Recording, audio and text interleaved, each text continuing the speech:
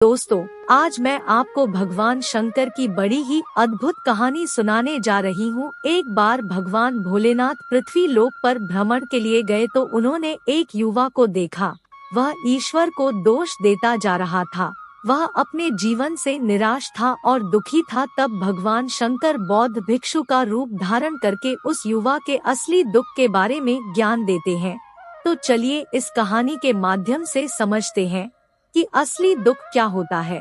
अगर आप यह कहानी सुन रहे हैं तो पूरा सुनिए। इस कथा को आधा अधूरा छोड़कर जाने की गलती मत करिएगा, क्योंकि इस पवित्र कथा को पूरा सुनने से मन चाहे फल की प्राप्ति होगी। इसलिए इस कथा को पूरा सुने।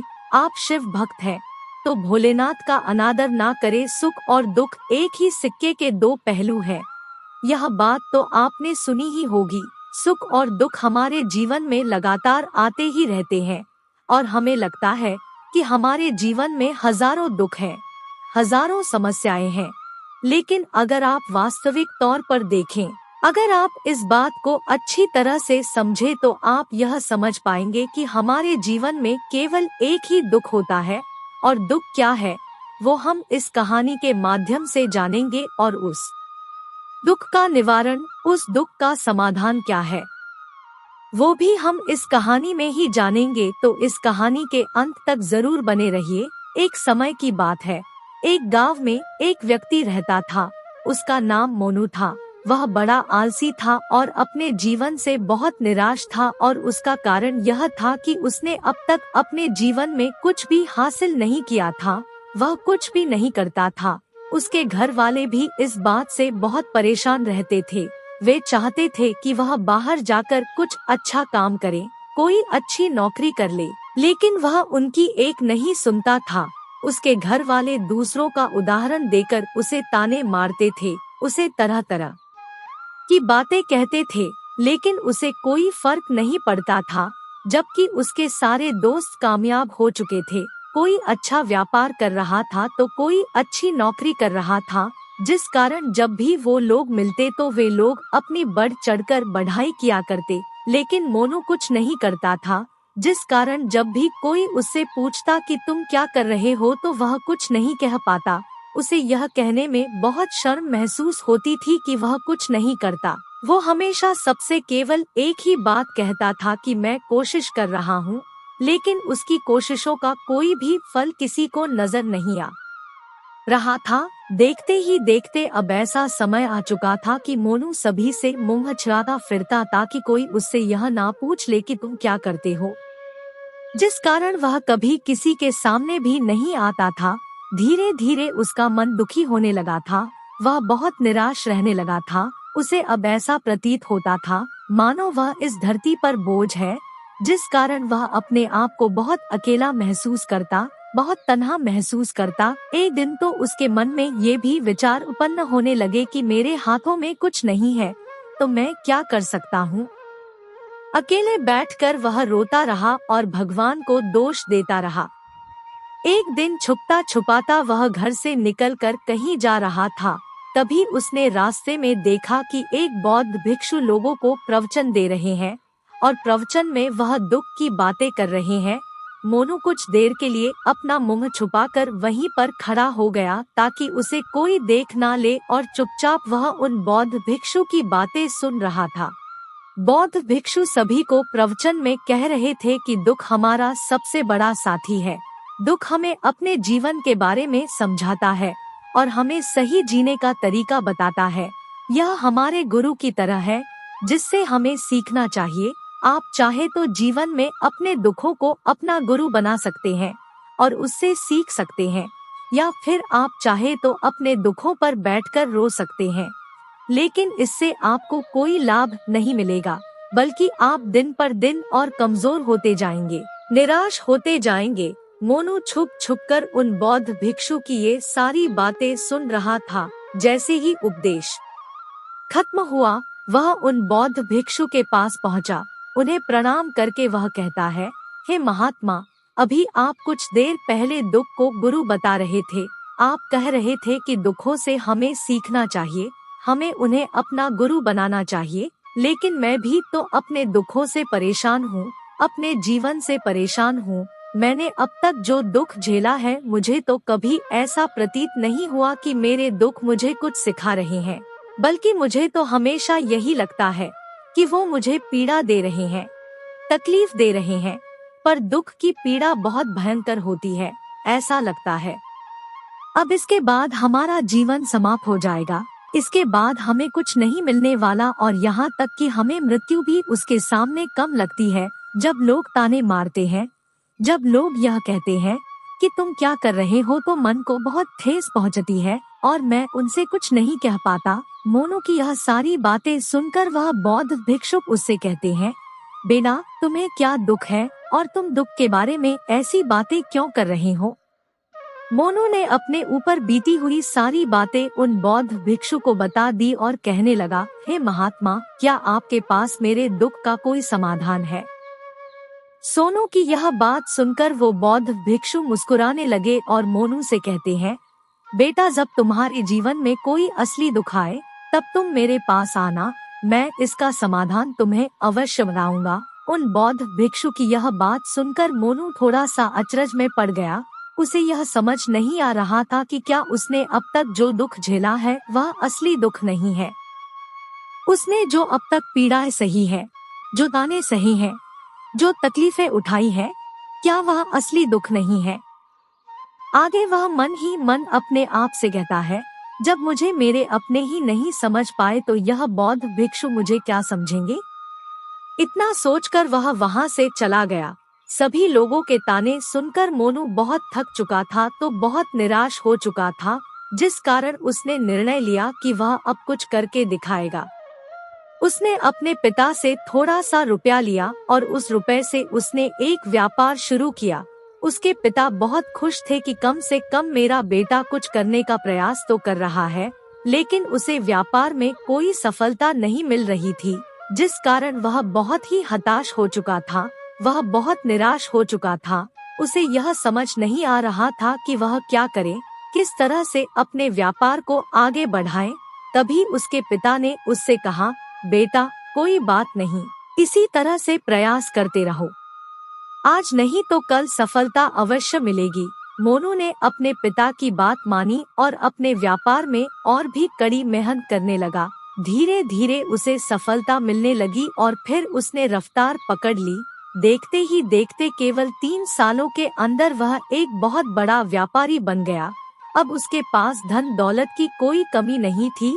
लोग जो उसे पहले ना पसंद किया करते थे, अब उसे पसंद करते थे, उसकी चिंता करते थे, उसके कार्यों की सराहना करते थे। उसके माता पिता भी अब अपने बेटे से बहुत खुश थे और उसकी सफलता से वे अत्यंत प्रसन्न थे। धीरे धीरे मोनू के मित्रों की संख्या लगातार बढ़ती जा रही थी। मोनू के कुछ मित्रों ने उसे यह भी सलाह दी कि उसे अपना व्यापार और तेजी से बढ़ाना चाहिए, उसे और फैलाना चाहिए। वह कहते, जब तुम आज केवल इस नगर के सबसे बड़े व्यापारी हो, तब तुम इतना खुश हो, तुम्हारे साथ ये सारे लोग हैं। वहीं पर तुम सोचो कि जब तुम इस राज्य के सबसे बड़े व्यापारी बन जाओगे, तब तुम्हारे यहाँ पर लोगों की भीड़ लग जाएगी। लोग तुमसे मिलने के लिए समय निकालेंगे। यहाँ तक कि इस राज्य का राजा भी तुमसे मिलना चाहेगा, तुम्हारी तारीफ करेगा, और यदि कभी ऐसी जरूरत आई तो वह तुमसे धन भी उधार लेने के लिए अवश्य ही आएगा। मोनू को अपने दोस्त की यह बात बहुत पसंद आई। उसने सोचा कि मेरे मित्र सही कह रहे हैं, मुझे अपने व्यापार को और बड़ा करना चाहिए और फैलाना चाहिए, तभी तो हर कोई मेरे बारे में जान सकेगा, हर कोई मुझे पहचानेगा। इस प्रकार वह बिना देरी किए, अपने समय को बिना गवाए, अपने व्यापार में और मेहनत करने लगा। लेकिन अब की बार उसके मन में धैर्य नहीं था, जिस कारण उसने कुछ अनुचित कदम उठाए ताकि उसका व्यापार जल्दी से जल्दी और बड़ा हो जाए।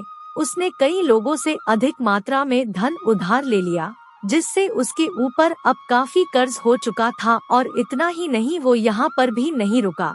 उसने अधिक से अधिक मुनाफा कमाने के चक्कर में अपने माल की गुणवत्ता को भी खराब कर दिया, जिससे अब उसके माल में वह बात नहीं रह गई थी जो पहले हुआ करती थी। लेकिन वह अपने मित्रों की बात सुनता रहा जैसा उसके मित्र कहते थे वो वैसा ही करता चला जा रहा था, यहाँ तक कि उसने अपने व्यापार को और भी तीव्रता से बढ़ाने के लिए अपने दूसरे छोटे व्यापारियों के खिलाफ षड्यंत्र भी रचने शुरू कर दिए, जिस कारण उसके मन में अब पहले जैसा वह सुकून नहीं था। उसे अब रातों को नींद नहीं आती थी। वह केवल एक ही विचार में लगा रहता था कि किस तरह से उसका व्यापार पूरे राज्य में फैल जाए और वह इस राज्य का सबसे बड़ा व्यापारी बन जाए, जिस कारण वह दिन रात केवल इसी मेहनत में लगा रहता कि उसका व्यापार जल्दी से जल्दी और बड़ा हो जाए। हालांकि उसके पास अब सब कुछ था, धन दौलत, अच्छा घर, गाड़ियां, नौकर चाकर, सभी सुख सुविधाएं, लेकिन उसके बावजूद भी वह उन चीजों का लाभ नहीं उठा पा रहा था, क्योंकि उसका पूरा ध्यान केवल अपने व्यापार को और उन्नति पर ले जाना था। एक दिन मोनू अपने रथ पर बैठकर एक मार्ग से होकर गुजर रहा था। तभी रास्ते में उन गुरुवर का आश्रम पड़ा। यह देखकर वह उन बौद्ध भिक्षु के पास गया और बौद्ध भिक्षु से कहने लगा, हे महात्मा, आपने कहा था कि जब मेरे जीवन में कोई असली दुख आए तब मैं आपके पास आऊं। इस कारण मैं यहाँ पर आया हूँ। आज मैं बहुत दुखी हूँ। मैं रातों को सो नहीं पाता। मेरे पास सब कुछ होते हुए भी मैं उनका लुत्फ नहीं उठा पाता। उसने अपनी सारी बातें एक एक करके उन बौद्ध भिक्षु को बता दी। तभी वह बौद्ध भिक्षु मोनू से कहते हैं, बेटा, जब तुम पहली बार आए थे तब भी तुम बहुत दुखी थे, लेकिन तब तुमने अपने दुख से क्या सीखा था? इसके जवाब में मोनू उन बौद्ध भिक्षु से कहता है, हे महात्मा, जब मैं अपने जीवन में कुछ नहीं कर पा रहा था तब मैंने अपने दुखों से यह सीखा था कि केवल सोचने मात्र से कुछ नहीं होगा। उसके लिए हमें कुछ करना भी पड़ेगा और केवल कोई कर्म करना ही हमें सफल नहीं बनाता, बल्कि उस कर्म को उसके अंजाम तक पहुंचाना हमें सफल बनाता है। फिर चाहे रास्ता कैसा भी हो, फिर चाहे परिस्थितियां कैसी भी क्यों ना हो, फिर चाहे कितनी ही बाधाएं आपके रास्ते में क्यों ना आ जाएं, चाहे ऐसा ही क्यों ना लगने लगे कि अब आपके जीवन में कुछ नहीं बचा और आप कुछ नहीं कर सकते, तब भी हौसला बनाए रखो, उम्मीद ना छोड़े और अपने कार्य पर डटे रहो, यह सोचकर कि जब तक मैं अपने कार्य को सफल नहीं कर लेता, जब तक मैं अपने लक्ष्य तक नहीं पहुंच जाता, तब तक मैं इस कार्य को करता रहूंगा। मैं इस कार्य में अवश्य सफल होकर ही रहूंगा। जबकि बाकी लोग केवल सफल लोगों को महत्व देते हैं, उनके कर्मों को नहीं। मोनू की ये सारी बातें सुनकर वह बौद्ध भिक्षु मुस्कुराने लगे और उससे कहते हैं, बेटा, जब तुम्हारे जीवन में असली दुख आए तब तुम मेरे पास आना, मैं तुम्हारी समस्या का समाधान अवश्य करूंगा। इतना कहकर वह बौद्ध भिक्षु वहां से उठकर चले गए। मोनू एक बार फिर से उनकी यह बातें सुनकर आश्चर्यचकित रह गया। उसे अब यह समझ नहीं आ रहा था कि क्या उसने जो दुख देखा है, उसने जो तकलीफें अब तक सही है, क्या वह असली दुख नहीं है? उसके मन में अब एक सवाल उत्पन्न होने लगा कि असली दुख क्या है और इसकी पहचान क्या है, और मुझे कैसे पता चलेगा कि इस समय मैं असली दुख में हूँ। लेकिन उसने कुछ नहीं कहा। वह यह सब सोच ही रहा था कि तभी वह बौद्ध भिक्षु मोनू के पास एक बड़ा सा घड़ा लेकर पहुंच जाते हैं। उस घड़े के अंदर सोने के सिक्के थे। उस घड़े को देते हुए वह बौद्ध भिक्षु मोनू से कहते हैं, बेटा, तुम इसे उस पेड़ के नीचे दबा दो, क्योंकि यह मेरे किसी काम का नहीं है।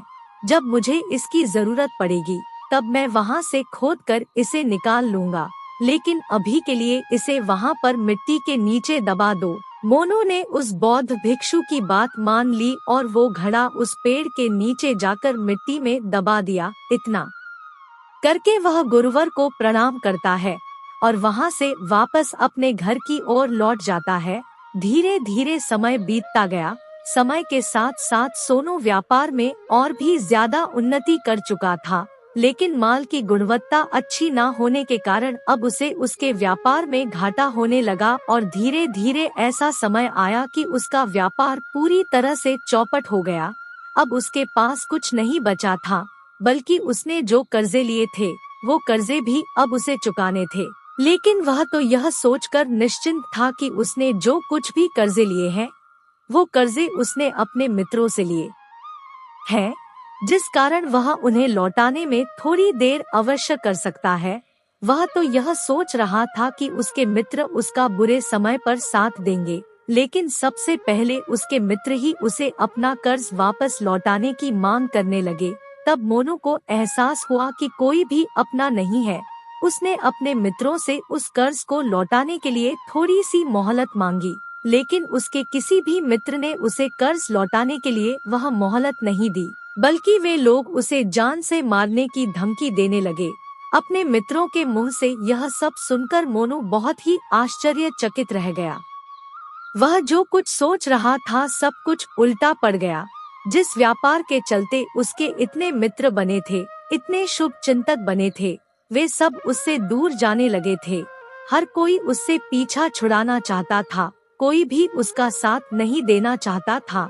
धीरे धीरे उसकी सारी संपत्ति नीलाम हो गई। अब उसके पास कुछ नहीं बचा था। वह सड़क पर आ चुका था। उसने हार मानकर अपने माता पिता से कहा, पिताजी मेरी मदद कीजिए, मेरे ऊपर बहुत ऋण है, मुझे उसे लौटाना है, कृपा करके मुझे थोड़ा सा धन दे दीजिए। इस पर मोनू के पिता ने मोनू से कहा, बेटा मेरे पास तो ले देकर बस यही एक छोटा सा घर है। अगर यह अभी मैं तुम्हें दे दूं, यदि मैं इसे भी बेच दूं तो मैं और तुम्हारी माँ कहाँ रहेंगी? हमें भी दर दर की ठोकरें खानी पड़ेगी, हमें भी सड़कों पर भीख मांगनी पड़ेगी।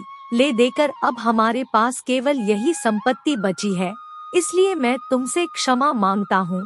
अपने माता पिता के मुख से यह सुनकर मोनू चुपचाप वहाँ से चला गया और मन ही मन वह सोच रहा था कि अब मेरे पास कुछ नहीं बचा, जो था वह तो सब लुट गया, बर्बाद हो गया। अब मैं जी कर क्या करूँगा? अब मेरे पास केवल एक ही रास्ता है, जिससे मैं अपने कर्जदारों से अपना पीछा छुड़ा सकता हूँ। यह सोचता हुआ वह एक ऊंची पहाड़ी की ओर पहुँचा। वह पहाड़ी पर चढ़ता ही जा रहा था कि तभी उसे याद आया कि उन बौद्ध भिक्षु ने कहा था कि जब तुम पर असली दुख आए तभी तुम मेरे पास आना, मैं तुम्हारी समस्या का समाधान अवश्य करूँगा। यह सोचकर मोनू के मन में एक बार फिर उम्मीद की वह लहर दौड़ पड़ी और वह तुरंत दौड़ता हुआ उन बौद्ध भिक्षु के पास पहुंचा और उन्हें प्रणाम करके अपने ऊपर बीती हुई हर एक बात बता दी और कहने लगा, हे महात्मा, आपने कहा था कि जब मेरे ऊपर असली दुख आएगा तब आप उसका समाधान अवश्य करेंगे। तभी वह बौद्ध भिक्षु सोनू की इस बात को सुनकर मुस्कुराने लगे और कहते हैं, बेटा कहाँ है असली दुख? जब तुम्हारे जीवन में असली दुख आएगा तो मैं उसका समाधान अवश्य करूंगा। उन बौद्ध भिक्षु के मुख से यह सुनकर मोनू के सर का बांध टूट गया और मोनू ने उन बौद्ध भिक्षुओं से कहा, महात्मा, आखिर असली दुख क्या होता है? क्या मैंने आज तक जो भी दुख झेला है, जो भी तकलीफें आज तक मैंने सही है, क्या यह दुख नहीं है? क्या इसे दुख नहीं कहते? तभी वह बौद्ध भिक्षु मोनू से कहते हैं, बेटा पहले तुम मुझे यह बताओ कि तुमने अपने दुख से क्या सीखा है। इसका जवाब देते हुए वह उन बौद्ध भिक्षु से कहता है, हे महात्मा, मैंने तो यही देखा है कि जो लोग तुम्हारी तरक्की में तुम्हारा पीछा करते हैं, तुम्हारे साथ जुड़ते हैं, वह लोग तुम्हें अवश्य धोखा देंगे, क्योंकि ऐसे लोग बुरे समय पर तुम्हारा साथ नहीं देने वाले, बल्कि तुम्हारा फायदा उठाने का ही वह प्रयास करेंगे। इसलिए ऐसे लोगों पर भरोसा ना करें, बल्कि जो लोग तुम्हारी असफलता के समय पर, तुम्हारे बुरे समय पर तुम्हारे साथ खड़े हैं, वही तुम्हारे असली मित्र हैं और वही तुम्हारे साथ रहते हैं। और ऐसे लोग तुम्हें बहुत कम मिलते हैं। जिन्हें भी ऐसे लोग मिलते हैं, उन्हें हमेशा उनकी कद्र करनी चाहिए। आगे मोनू उन बौद्ध भिक्षु से कहता है कि जब तुम कोई कार्य कर रहे हो तो उसे पूरी ईमानदारी से करो, धैर्य रखो, लालच ना करो और अपने लक्ष्य तक पहुंचने के लिए किसी के साथ कोई षड्यंत्र ना रचो, क्योंकि ऐसा करने से तुम्हारे साथ ही बुरा होगा और तुम हमेशा नुकसान में रहोगे। मोनू की ये सारी बातें सुनकर बौद्ध भिक्षु उस पेड़ के पास पहुँचे। उन्होंने गड्ढा खोदा और वह घड़ा निकालकर उसे मोनू के हाथ में थमा दिया, जिसमें सोने के सिक्के भरे हुए थे। वह घड़ा सोनू के हाथ में थमाते हुए उन बौद्ध भिक्षु ने कहा, लो इसे पकड़ो, और जब तुम्हारे जीवन में असली दुख आए तो तब तुम मेरे पास आना, मैं इसका समाधान अवश्य करूँगा। मोनू अब भी बड़ी अचरज में था। उसे यह समझ नहीं आ रहा था कि आखिर यह असली दुख है क्या। लेकिन उसने अपने हाथों में पड़े हुए उस घड़े को देखा जिसके अंदर सोने के सिक्के थे। यह देखकर उसे मन ही मन यह लगा कि चलो अब तो थोड़ी सी राहत अवश्य हो जाएगी। मैं अपने मित्र का वो कर्ज लौटा सकूंगा और एक नया व्यापार भी फिर से आरंभ कर सकूंगा। जिस कारण उसने उन बौद्ध भिक्षुओं को प्रणाम किया, उनका धन्यवाद किया और वहां से चल पड़ा। मोनू ने उन सोने के सिक्कों से सभी का कर्जा लौटा दिया और अपने लिए एक बार फिर से नया व्यापार शुरू किया। व्यापार छोटा था, लेकिन अब की बार मोनू बहुत खुश था। उसने पूरी ईमानदारी, मेहनत और लगन के साथ अपने व्यापार पर काम किया और देखते ही देखते एक बार फिर से वह एक बड़ा व्यापारी बन गया। लेकिन अब की बार वह बहुत खुश था क्योंकि इस बार उसने कोई लालच नहीं किया और ना ही किसी के लिए षड्यंत्र रचा, बल्कि उसने पूरी ईमानदारी और मेहनत के साथ अपने व्यापार पर काम किया। लेकिन जैसे जैसे आप धनी होते जाते हैं, जैसे जैसे आप अमीर बनते जाते हैं, आपके मन में एक डर और उत्पन्न होने लगता है, और वह है अपनी दौलत को ना खो देना। जिस कारण आप लोग दान करना शुरू कर देते हैं, पुण्य करना शुरू कर देते हैं, लोगों की मदद करते हैं, ताकि आपके जीवन में कभी कोई दुख ना आए। लेकिन यह जीवन सुख और दुख का संगम है, जिस कारण हर किसी को सुख और दुख से होकर गुजरना ही पड़ता है। इसी वजह से एक बार फिर से मोनू के जीवन में एक और दुख उत्पन्न हुआ। अब की बार उसके माता और पिता दोनों की मृत्यु हो गई। मोनू अपने माता पिता से बहुत प्रेम करता था, जिस कारण उसके मन को बहुत गहरा आघात पहुंचा।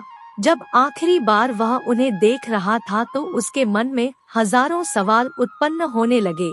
वह अपने घर लौटा। घर लौटकर उसने देखा कि जिस संपत्ति के लिए वह हमेशा लड़ते झगड़ते रहते थे, आज उसकी देखभाल के लिए कोई नहीं था। उसके माता पिता ने जो भी मेहनत की, जो भी अपने जीवन में इकट्ठा किया, सब यही रह गया।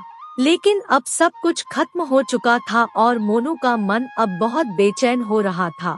उसके मन में हजारों सवाल उत्पन्न हो रहे थे और वह अपने आप को बहुत अकेला महसूस कर रहा था। उसे बहुत खाली सा महसूस हो रहा था। उसने इधर उधर देखा, लेकिन उसे कुछ समझ नहीं आया। तभी उसे उन बौद्ध भिक्षु की याद आई। वह तुरंत ही भागा भागा उन बौद्ध भिक्षु के पास पहुंचा।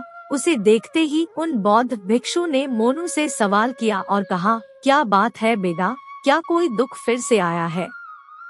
तभी मोनू ने कहा, नहीं गुरुदेव, अब तो सब ठीक है, लेकिन आज मेरे माता पिता की मृत्यु हो गई और मैं बहुत अकेला महसूस कर रहा हूँ। मैं बहुत दुखी महसूस कर रहा हूँ, जैसे कुछ खाली सा है, जैसे कुछ अकेलापन सा। तभी वह बौद्ध भिक्षु उससे कहते हैं, बेटा, इसमें दुखी होने वाली बात क्या है? यह तो जीवन है, एक दिन तो सभी को जाना है। यहाँ पर कोई भी रहने नहीं आया और ना ही कोई रहेगा। हम सब एक ना एक दिन मृत्यु को प्राप्त हो ही जाएंगे, और मृत्यु कब आएगी यह किसी को नहीं पता। हो सकता है कि तुम्हारी मृत्यु कल ही हो जाएगी, या फिर आज और अभी। यह सुनकर मोनू आश्चर्यचकित रह गया। उसने उन बौद्ध भिक्षु से कहा, हे महाराज, आप यह क्या कह रहे हैं? मैं तो अभी जवान हूँ और मुझे तो अभी अपनी पूरी उम्र जीना है। मैं तो जीना चाहता हूँ, कुछ करना चाहता हूँ, और आप कह रहे हैं कि मैं कभी भी मृत्यु को प्राप्त हो सकता हूँ। इस पर वह बौद्ध भिक्षु मोनू से कहते हैं, बंदे, इस भ्रम में मत रहना कि मृत्यु केवल बूढ़े को आती है। कभी कभी बूढ़ों के सामने तो उनके जवान बच्चे तक मर जाते हैं। मृत्यु कभी किसी की उम्र देखकर नहीं आती और ना ही किसी को बताकर आती है। उन बौद्ध भिक्षु के मुख से ये सारी बातें सुनकर मोनू और ज्यादा बेचैन हो गया और वह चुपचाप वहाँ से चला गया। उसके मन का वो खालीपन अब भी वैसे ही था। वह अभी भी अपने आप को बहुत अकेला महसूस कर रहा था। उसके बाद से उसका मन अपने व्यापार में भी नहीं लगता। जब भी वह कोई कार्य करता तो उसके मन में ढेर सारे प्रश्न उठने लगते हैं। वह क्या कर रहा है, क्यों कर रहा है, और उसने इस कार्य को क्यों किया? उसके मन में अब एक और प्रश्न उत्पन्न होने लगा था, क्या हम यहाँ पर केवल इसीलिए आते हैं कि इस जीवन को भोगे और एक दिन मृत्यु को प्राप्त हो जाए? वह यह समझ नहीं पा रहा था कि जीवन का असली मतलब क्या है। उसने कई विद्वानों से पूछा, अपनी तरफ से जो मुमकिन हो सकता था खोजबीन की, लेकिन उसे कोई भी जवाब नहीं मिल पा रहा था। और जब उसे कोई जवाब नहीं मिला तो उसका दुख और भी बढ़ गया, जिस कारण उसके मन की बेचैनी और भी बढ़ चुकी थी और उसे यह समझ नहीं आ रहा था कि वह क्या करे, कहाँ जाए, किससे पूछे। तभी उसे फिर से उन बौद्ध भिक्षु का ध्यान आया। वह एक बार फिर से उन बौद्ध भिक्षु के पास पहुंचा और उसने अपने मन की सारी बातें उन गुरुवर को बता दी। तभी वह बौद्ध भिक्षु मुस्कुराने लगे और मोनू से कहते हैं, बेटा, आज पहली बार तुम्हारे जीवन में असली दुख उत्पन्न हुआ है। वास्तव में तो यही है जिसे हम दुख कह सकते हैं, जो दुख कहलाने लायक है कि हमें पता ही नहीं हम क्या कर रहे हैं, कहाँ जा रहे हैं, क्यों जा रहे हैं, वो कौन है, क्या है, क्यों है, हमें क्या करना चाहिए। तभी मोनू ने कहा, हे महात्मा, मेरे इस दुख का समाधान कीजिए, मुझे इस दुख का निवारण दीजिए। तभी वह बौद्ध भिक्षु उससे कहते हैं, हम सबके अंदर क्रोध, लालच, लोभ जैसी कई वासनाएं घर करके बैठ जाती हैं, जिस कारण हम अपने जीवन को टुकड़ों में जीते हैं और हमारी चेतना कभी एक नहीं हो पाती। हम कभी एक जगह सोच नहीं पाते, समझ नहीं पाते और हमारी ऊर्जा शक्ति भी पूरी तरह से छिन्न भिन्न हो जाती है। और आजकल के इस दौर में हमारे पास तो इतना भी समय नहीं कि हम एक पल निकाल करके एक पल के लिए बैठकर अपने आप को देख सके, अपने आप को समझ सके। वास्तविकता में हर कोई यहाँ पर अपने जीवन में केवल दुख दुख कहकर चिल्लाता रहता है, उसका समाधान निकालने का हर मुमकिन प्रयास करता है, लेकिन जिसे हम दुख समझते हैं वह तो दुख है ही नहीं, तो इसका समाधान आपको कहाँ से मिलेगा। यह तो परिस्थितियाँ हैं जिसके कारण हम अपने आप को दुखी समझते हैं, अपने आप को तकलीफ में समझते हैं। जैसे ही हम एक परिस्थिति से निकलते हैं, हम किसी दूसरी परिस्थिति में फंस कर रह जाते हैं। जिस प्रकार हम पहली समस्या का सामना करते हैं, उसी प्रकार हम दूसरी समस्या का भी सामना करते रह जाते हैं। जब हम इन परिस्थितियों से हार मान लेते हैं, जब हमें लगता है कि अब कोई रास्ता नहीं बचा, तब हमारे सामने हमें केवल एक ही रास्ता नजर आता है और वह है मृत्यु। लेकिन यह कोई समाधान नहीं है, यह कोई रास्ता नहीं है। इसलिए यदि आप सचमुच अपनी समस्याओं का समाधान चाहते हैं, तो अपने आप को इकट्ठा करना सीखें, अपनी ऊर्जा को इस संसार में वापस कीजिए, उसे एक करो और अपने ऊपर ध्यान लगाओ। मृत्यु से पहले अपने आप को पहचानो, अपने आप को जानो, अपने आप को बिखरने ना दो। तभी मोनू उन बौद्ध भिक्षु से कहता है, हे महाराज, तो क्या हमें इस जीवन को नहीं जीना चाहिए? क्या हमें अपनी इच्छाओं को पूरा नहीं करना चाहिए? तभी वह बौद्ध भिक्षु मोनू के इस सवाल का जवाब देते हुए कहते हैं कि हमें किसी से भी लगाव नहीं रखना चाहिए, हमें अपनी इच्छाओं को मार देना चाहिए, हमें संपत्ति इकट्ठा नहीं करनी चाहिए, क्योंकि हम मनुष्य की इच्छाएं, कामनाएं, वासनाएं ऐसी होती है जैसे मानो कि एक पर्वत से गिरता हुआ झरना, जिस पर किसी का नियंत्रण नहीं है सिवाय देखते रहने के और परेशान होने के। लेकिन जब तुम अपने ऊपर ध्यान देने लगते हो, तब तुम अपने आप को पहचान जाते हो, समझ जाते हो, तब तुम इस पर नियंत्रण पा सकते हो, तब इच्छाएं भी तुम्हारे वश में होती है और फिर तुम चाहो तो उन इच्छाओं की पूर्ति भी अवश्य कर सकते हो। गुरुदेव की ये सारी बातें सुनकर मोनू ने गुरुदेव से कहा, हे महाराज, आपका बहुत बहुत धन्यवाद, आपने मेरी सबसे बड़ी समस्या का समाधान आज कर दिया है। मैं आज से अपने को एकत्रित करूँगा। गुरुदेव, मानव शरीर में बहुत ऊर्जा है, बहुत शक्ति है, पर वह बेकार के कामों में लग जाती है, जिस कारण हमारा जीवन भी बेकार की चीजों में लगा रहता है। लेकिन हम कभी भी इस पर अपना ध्यान नहीं देते, हम कभी भी अपनी ऊर्जा को केंद्रित नहीं करते, अपने ऊपर कभी ध्यान नहीं देंगे। हमारा जीवन भी कुछ ऐसा ही है। हम अपने जीवन में हमेशा अपने आप से या ऊपर वाले से सवाल करते रहते हैं कि हमारे जीवन में इतना दुख क्यों है। हम सभी के मन यह सवाल तो अवश्य ही उठता है, और इसका जवाब है कि वह ईश्वर यह चाहता है कि हम अपने जीवन के अंतिम दुख तक पहुंच सके, उस गहराई तक पहुंच सके जहां पर हमें यह पता चल सके कि हमने अभी तक अपने आप को नहीं जाना, अपने आप को नहीं पहचाना। मानव शरीर के अंदर जो ऊर्जा है, जो शक्ति है, उसके बारे में हम अभी तक नहीं जानते हैं। हम अपने आप को चाहे तो एकत्रित कर सकते हैं, अपने आप पर नियंत्रण पा सकते हैं, लेकिन हम अपनी इस ऊर्जा का दुरुपयोग करते रहते हैं। लेकिन यदि आप अपने आप को जानना चाहते हैं, अपने आप को पहचानना चाहते हैं, तो पहले आपको खुद को एकत्रित करना होगा, अर्थात ध्यान लगाना होगा। ध्यान से ही आप अपने दुखों की उन समस्याओं का समाधान निकाल सकते हैं, और तभी आप अपने आप को पहचान सकते हैं, जान सकते हैं, और अपने जीवन के हर दुखों का समाधान भी कर सकते हैं। तो दोस्तों, अगर इस वीडियो को बोलते समय कोई त्रुटि हुई हो तो मैं क्षमा चाहती हूँ। उम्मीद है आप सभी को यह वीडियो अच्छी लगी होगी। अगर आप शिवजी के सच्चे भक्त हैं, तो चैनल को सब्सक्राइब करें और वीडियो को लाइक करके कमेंट में हर हर महादेव लिख दीजिए। धन्यवाद।